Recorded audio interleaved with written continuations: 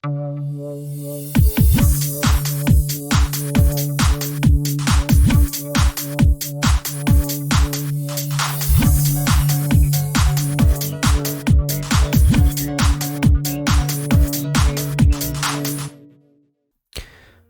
vamos a crear un handler como parte de un sistema de autorización más amplio que se va en este caso a basar en roles y permisos. Bien, en lugar de autorizar obviamente a los usuarios solo en función de sus roles, como por ejemplo administrador, cajero, médico, etcétera, lo que un rol pueda implicar, este handler va a verificar permisos más finos, ¿no? Como decir, que pueden ser más específicos y adaptados a la funcionalidad también, en este caso para la aplicación.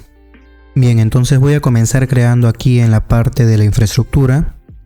Vamos a, en este caso, a modificar o trabajar sobre la carpeta o el proyecto de infraestructura en la parte de autenticación, y aquí vamos a crear esta clase.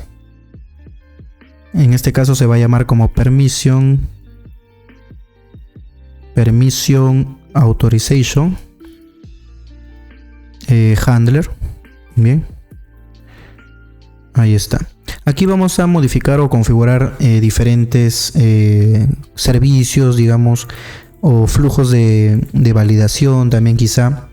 Pero vamos a ir viendo y avanzando con la parte que va a implicar todo este handler. Bien, entonces después de crear este handler voy a necesitar a lo que se llama, en este caso, un requisito de autorización. Bien, entonces voy a crear otra clase. Aquí agregar clase y vamos a ponerle como, en este caso, permission requirement. Bien, y aquí vamos a comenzar a trabajar también. ¿Qué es lo que va a tener esta clase? ¿O qué es lo que va a representar en este caso? Voy a ponerlo como public. Va a representar, como les estaba mencionando, un requisito de autorización basada en este caso en permisos. Bien, entonces vamos a heredar aquí de una interfaz propiamente de ASP.NET Core. Entonces voy a decir aquí authorization requirement. Como ven, viene del using de Microsoft ASP.NET Core.authorization. Correcto, entonces aquí lo que voy a asignar primero es una propiedad también pública, ya, que me va a permitir almacenar el nombre del permiso requerido. Ok, entonces como les estaba comentando, aquí voy a ponerle public string y el nombre del permiso como tal que va a almacenar este permiso, pues obviamente voy a ponerle como permission y le pongo solamente la propiedad de get. Ok, listo. Entonces luego lo que voy a hacer aquí es, en este caso, crear el constructor que va a recibir este permiso como argumento y lo que va a asignar, o mejor dicho, lo que vamos a asignar a la propiedad permission. Entonces voy a crear un constructor aquí, el cual tiene que recibir un parámetro o argumento de permission. Bien, entonces aquí voy a asignarle permission igual al argumento, ¿verdad? Perfecto. Tan solo esto va a ser como un, digamos, esta clase va a actuar, como les vuelvo a repetir, como un requisito que debe cumplir de autorización, que estamos haciéndolo basado en permisos. Luego voy a volver aquí al permission authorization handler, y aquí vamos a heredar de la interfaz, o en este caso de la clase llamada authorization handler. Bien, que viene también de ASP.NET Core.authorization, y le pasamos el requisito permission requirement. Perfecto, entonces aquí si le doy control punto nos va a pedir que implementemos la clase abstracta que se llama handler requirement async, que tenemos que hacer en este caso sobreescribirla. ¿Ven? Bien, entonces voy a poner aquí public class primero. Y vamos a comenzar en este caso con un campo también privado para poder almacenar, en este caso, a lo que se le conoce como la fábrica de scopes o alcance de servicio, ¿verdad? Entonces voy a poner aquí un private read only y service provider, no, sería y service scope factory, aquí está. Bien, ojo aquí siempre a los using que estoy incorporando, que en este caso viene de Microsoft ASP.NET Core.authorization. Hay que tener en cuenta bien de dónde invoco los using. Y aquí voy a poner Scope Factory como propiedad, ¿no? Entonces voy a poner Factory, ahí está, Scope Factory. Luego tenemos que inyectar aquí en el constructor, obviamente, la instancia de la interfaz eService Scope Factory, que siempre se hace a través de la inyección de dependencias aquí en el constructor. Entonces voy a asignar aquí eService Scope Factory. Y como nombre también Scope Factory para poder hacer la inyección. Scope Factory igual a Scope Factory. Perfecto. Entonces aquí ya vamos al método que tenemos que sobreescribir para poder manejar la evaluación del requisito de autorización, que es este de aquí. Entonces dentro de aquí, de esta implementación vacía que tenemos ahora, vamos primero que intentar convertir el user ID que vamos a capturar del claim del usuario, ¿verdad? Entonces voy a poner primero aquí un string así en user ID. Ya, aquí lo hago porque vamos a obtener el valor del name identifier que viene en el claims, que se crea al momento de generar el JWT. Entonces nosotros tenemos que capturar al momento de esa autorización, tenemos que capturar el user ID. ¿Y cómo lo vamos a hacer? A través del context. Entonces esto viene de aquí, de este parámetro que sería el authorization handler context, y lo vamos a usar. Voy a poner context.user.claims.first-or-default, y aquí dentro vamos a asignar el tipo que yo quiero en este caso capturar. ¿Dónde se encuentra el user ID? Si nos vamos en la parte de, si no me equivoco, está en la parte de generación aquí en JWT Token Generator, donde yo estoy guardando el user ID. Está en este caso en el sub. ¿Ya? Esto lo guarda dentro de los claims al momento de generar el JWT, que a su vez también viene a ser parte del tipo de claims como name identifier. Bien, entonces lo que voy a hacer aquí es una expresión con el tipo para indicar que sea igual al claim types punto, y yo quiero en este caso el user ID, que sería el name identifier, y obtengo el valor, obviamente. Aquí voy a poner el signo de interrogación para poder quitar esa advertencia de null que tenía, y listo. Entonces ya con el user ID voy a intentar en este caso convertir el user ID a un entero también, y si la conversión falla, en este caso se tiene que salir del método sin hacer nada, es decir, tiene que ser una autorización fallida, pero simplemente que me retorne, ¿no? Entonces voy a poner aquí if int, así lo pongo, signo de admiración, punto int. Vamos a agrandar un poco el código para que ustedes lo vean mejor. Bien, bajamos esto de aquí para que se vea correcto. Entonces también lo mismo para esto. Ahí está. Y vamos paso a paso. Aquí entonces tengo que evaluar con un tree parse el user ID. Listo, voy a poner coma, out, int, parset, vamos a poner el nombre de este out, parset user ID. Perfecto. Aquí simplemente voy a asignar el return. Si falla esto, pues lo retorna y simplemente quedaría de esta manera. Aquí me está pidiendo, bueno, me sale return porque tiene que ser un tipo task. Ah, ok. Aquí nos olvidamos de decir async task. Ahí está. Y ahora sí ya podemos retornar y tenemos que ejecutar un await también propiamente para que funcione este método de tipo task. Pero sigamos aquí con la implementación. Ahora, ¿qué es lo que sigue? Aquí lo que voy a hacer es crear un nuevo scope, ¿ya? O alcance de servicio usando también la fábrica que tenemos inyectada. Entonces voy a poner using eService Provider scope igual a scope factory punto, y creamos el scope.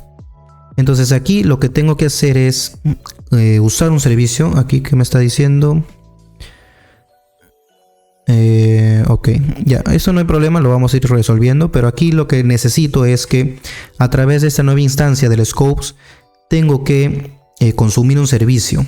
Ya, ese servicio no existe, lo vamos a crear ahora, que me va a permitir en este caso obtener los permisos. Ya, entonces voy a agregar aquí un servicio, primero una interfaz obviamente, y en la interfaz se va a llamar eService, ePermission Service. Bien, entonces aquí en esta interfaz quitamos aquí esto, los namespaces innecesarios, hacemos público esto y listo. Ya, entonces aquí lo que voy a hacer, como les estoy indicando, es definir esa interfaz para poder tener un contrato sobre un servicio de permisos. Entonces tengo que asignar aquí un método para obtener en este caso un conjunto como tal de permisos de un usuario específico. Entonces tiene que recibir el ID del usuario o el user ID como argumento para poder retornar en este caso un conjunto de strings. ¿Por qué? Porque estos van a representar mis permisos. Tiene que ser un tipo hash set. ¿Ok? Hash set, perdón. Entonces tengo que poner un task. Voy a asignar aquí un hash set de tipo string. Y el método que se va a llamar getPermissions_async. Listo, y aquí tengo que recibir o enviar el user ID para saber qué permisos tiene el usuario que estoy en este caso consultando, ¿verdad? Entonces ahora falta la implementación. Voy a crear otra clase. Esto sí nos va a servir para la implementación. Permissions service. Sería service. Ok. Y vamos por la implementación. Primero quitamos este namespace, los usings también. Lo ponemos como public class permission service y vamos a heredar de la interfaz y permission service. Perfecto. Control punto para implementar la interfaz. Y aquí necesitamos el context porque vamos a consultar a nuestra base de datos. Entonces voy a poner el private read only. Application db context. Control punto. Importamos nuestro context. ¿Se llamaba así o no recuerdo el nombre del context? Sí, está bien. Application db context. No me permite. No sé si tengo acceso a la persistencia desde aquí. No lo tengo. Entonces vamos a agregar la referencia del proyecto hacia el proyecto de persistencia. Perfecto. Entonces ahora sí me va a permitir hacer el context. ¿O no? A ver.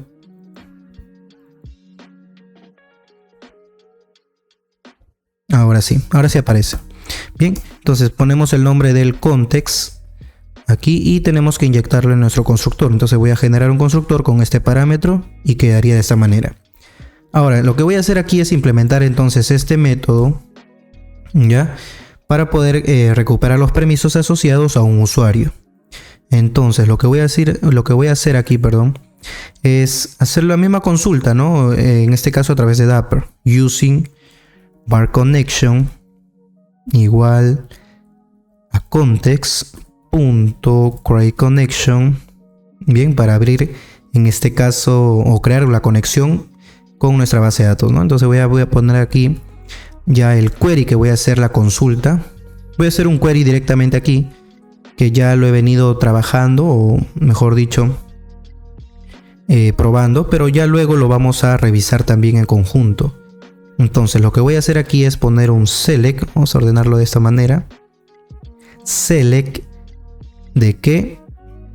Voy a poner from de users, que es la tabla. Voy a poner el nombre de un alias u. Ya, hay que ser en este caso específicos. ¿Qué más voy a hacer? En la relación con los roles. Ya voy a poner aquí, o mejor vamos a trabajar sobre la base de datos aquí sobre el SQL y luego lo pasamos el query. Bien, voy a poner select from users y aquí el nombre del alias va a ser u. Inner join roles on, vamos a ponerle aquí u.rollID y en este caso lo igualamos, ¿no? Con la parte de roles.rollID. Bien, lo estamos entonces uniendo con la tabla de roles para saber mediante el rol qué permisos tiene. A través de esto tenemos una tabla llamada role permissions, que contiene la parte del role ID con los permission ID. Entonces, para obtener los permisos, primero tengo que pasarle en este caso la configuración, relación en base al rol que tiene el usuario, y lo voy a igualar con el rol propiamente, la tabla role con el role permissions. Bien, entonces voy a poner rp, que va a ser role permission como alias, pon r. Que este r viene de la tabla roles, y igual a rp.roleID. Entonces estamos configurando la tabla de usuarios para obtener el rol de ese usuario, y a través de ese rol ID del usuario que tenemos relacionado voy a sacar la relación que tiene la tabla de roles con permisos. Bien, aquí ya lo estamos haciendo. Voy a poner de momento un asterisco. Ejecutamos, aquí no hay nada, pero vemos la relación entre ambas tablas de usuarios y roles, y también además el rol ID con el permission ID, que es propiamente de esta relación. Bien, entonces luego lo que voy a hacer es ya obtener o relacionar en este caso la tabla de permisos, porque ya sé qué permission ID tengo a través del rol, ok, de ese usuario. Entonces voy a poner permission p on rp, que viene a ser de role permissions punto permission ID igual a p.permission ID. Con esto yo ya tengo en este caso unido las tres tablas de, mejor dicho, las cuatro tablas, ¿no? Que sería usuarios, los roles por permisos y los permisos como tal. Entonces con esto voy a poner un where de que de usuarios con el alias u.userID, y este tiene que ser igual a que a un parámetro userID que lo vamos a pasar en el query. Ya, aquí solamente en el select quiero retornar el nombre del permiso, entonces voy a usar el alias de p, que es la tabla permissions.name. Con esto yo necesito, o es suficiente para mí, para conocer los permisos a través del user ID. ¿Ok? Con esto voy a obtener qué permisos tiene tal usuario. Entonces aquí solamente me retorna name y vacío. ¿Por qué? Porque la tabla de roles permissions o permissions como tal aún no tiene data. Ya vamos a ir viendo cómo llenamos esos datos, qué permisos vamos a necesitar. Ok, entonces lo vamos a ir viendo también luego cuando hagamos la prueba, pero guarden este query que tienen aquí, lo guardan y también lo vamos a usar aquí. Regresamos y lo ponemos en este query. Ok, lo pego, ordenamos un poco nada más. Perfecto, quedaría de esta manera. Este tiene que quedar como parámetro, no se vayan a olvidar. Ya, entonces voy a cerrarlo aquí de esta manera, punto y coma, y aquí select pnamed. Perfecto, quedaría de esta manera, y luego aquí debajo vamos a crear el conjunto de parámetros, que en este caso es el ID, ¿no? Porque aquí, como lo ven, este query necesita un parámetro user ID. Entonces vamos a hacer lo mismo que hacíamos para ejecutar un procedimiento almacenado. Entonces voy a poner var parameters igual a new dynamic parameters, que sería así, dynamic parameters de Dapper. Y voy a añadir en este caso a través de la propiedad parameters.add. ¿Y cuál es ese parámetro? El user ID. Ok. Y le ponemos el valor. ¿Cuál va a ser el valor? El que viene como argumento. Perfecto. Entonces luego de aquí vamos a ejecutar ya la consulta de manera síncrona, obviamente, para obtener el resultado como una lista de strings. Entonces voy a decir aquí var result igual a wait connection.queryAsync para retornar una lista de ¿qué? De string, perdón, sería en singular, ahí está, o en minúscula, perdón, y le paso el query, coma, y los parámetros que necesita dicha query, que en este caso es 1. Luego vamos a, en este caso, a convertir esta lista que hemos obtenido ya de los permisos del usuario a una lista, o en este caso en un hash set, que es lo que necesitamos para poder permitir búsquedas rápidas también. Entonces voy a decir aquí var permissions igual a new hash set de tipo string, y le paso el conjunto de resultado, o el resultado como tal, ¿no? Y en este caso ya sé que me va a retornar un permiso o un conjunto de permisos. Entonces por último voy a retornar el conjunto de permisos, que sería un return permissions. Perfecto. Entonces con esto hemos creado el servicio de permission para obtener mediante el usuario ID los permisos asociados. Bien, entonces voy a guardar y vamos a continuar en este caso con la parte de nuestro handler, que es el permissions authorization handler que estábamos trabajando. Y aquí en este punto yo ya puedo decir en este caso o resolver una instancia de ePermission Service, que es el proveedor, que es a través del proveedor Scope en este caso. Entonces voy a decir aquí ePermissions Service permission service igual a scope.service provider. Ok, service. Aquí me está faltando algo. A ver, scope factory. Está bien la implementación. Service. A ver, voy a ponerle scope service provider. Punto. Ya aquí hemos fallado, creo, en la implementación. Algo nos está pasando. Aquí creo que la implementación, no sé si sea de esta manera. Y service scope factory. Está perfecto, no sé cuál es el problema. Y aquí abajo using service provider. A ver, déjeme ver bien esta parte. Después, esto viene después de return. Using service provider. Aquí no es provider, sino service scope. Claro, porque estamos usando el scope, ¿no? Service scope. Ahí está. Si era ese problema, por eso no detectaba bien en las clases o los métodos en este caso. Entonces digo scope service provider punto. En este caso sería como get required service para obtener el servicio mediante una interfaz, ¿no? Entonces voy a poner get required service. Vamos a bajar esto para que se vea mejor el código. Y aquí entre llaves, entre llaves aquí, voy a pasar en este caso la interfaz y permission service. Bien, con esto yo ya puedo tener acceso a través del permission service. ¿Ya? Entonces dentro de aquí, de este mismo método, voy a obtener ahora los permisos del usuario en forma de hash set, que vendría a ser el conjunto de permisos, ¿verdad? Entonces voy a poner aquí hash set, es tipo string, voy a poner permissions igual a wait.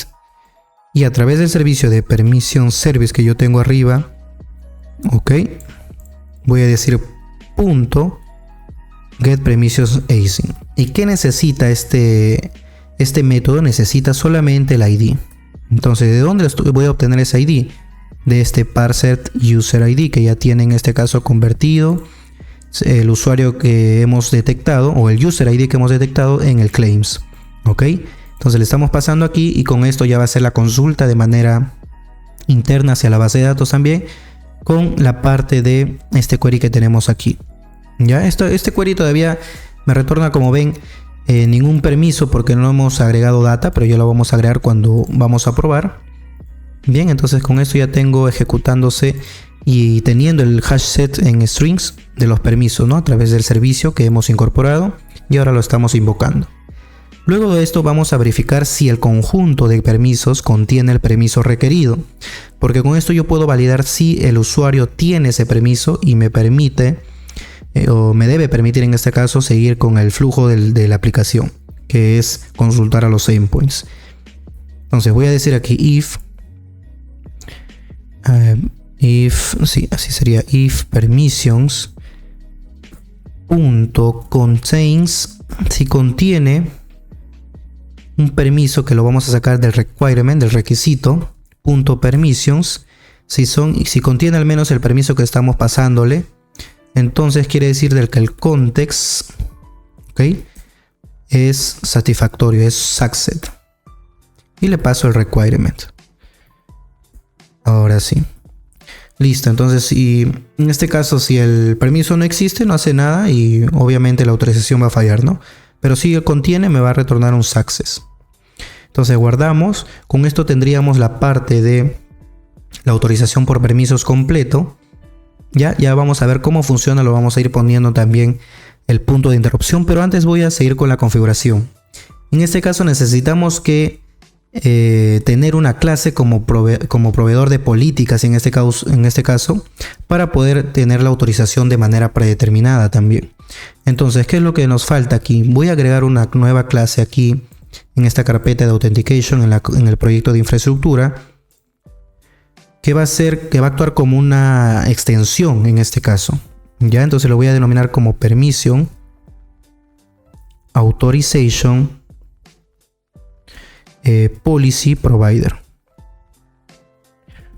De esta manera. Voy a poner a quitar los using aquí. Esto tiene que ser public class.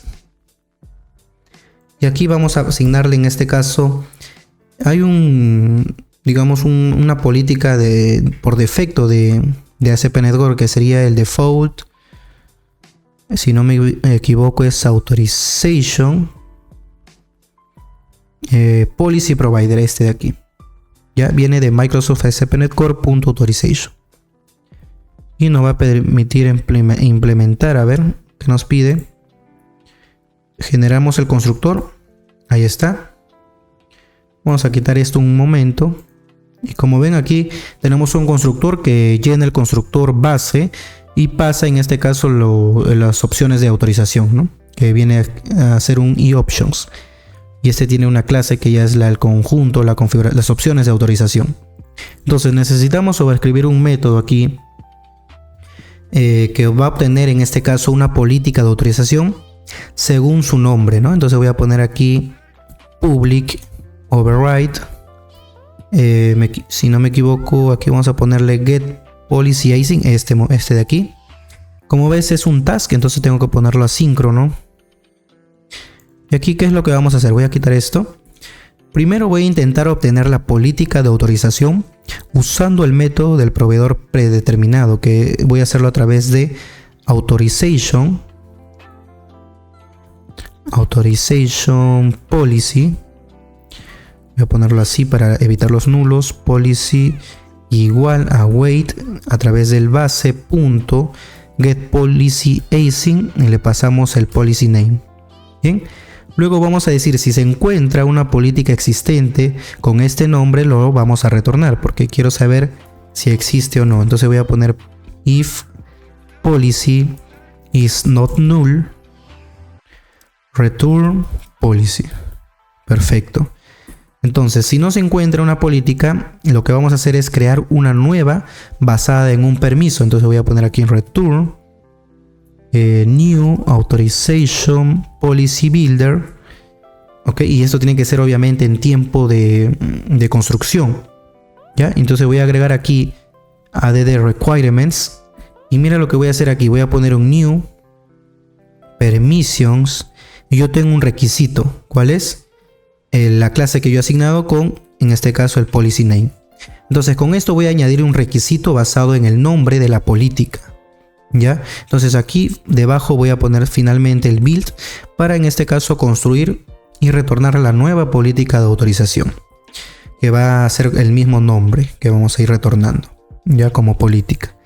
Entonces luego de esto yo ya tengo completamente configurado este sistema que hemos inyectado para poder tener la autorización basada en permisos predeterminados, o en este caso específicos. Ya vamos a ir rastreando y, en este caso, ir debugueando, ¿no? Para ver cuál es el flujo, qué es lo que nos va a permitir hacer todas estas clases que hemos implementado a través de clases ya predeterminadas también, sino que la estamos extendiendo.